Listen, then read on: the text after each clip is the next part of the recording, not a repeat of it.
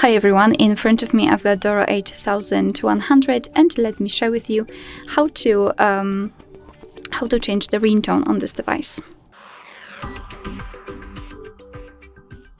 So let's start with opening the settings, and here we have to find the sound section. Let's tap.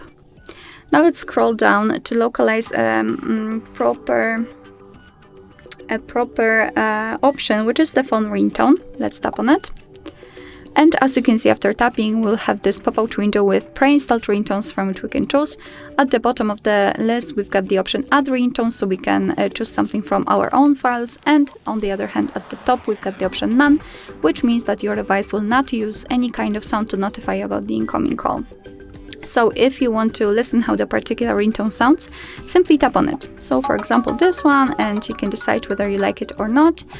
And after deciding, make sure that it is marked and tap on OK. And as you can see, it is notified right here, which means that from now on, your device will use the chosen ringtone to notify about the incoming call.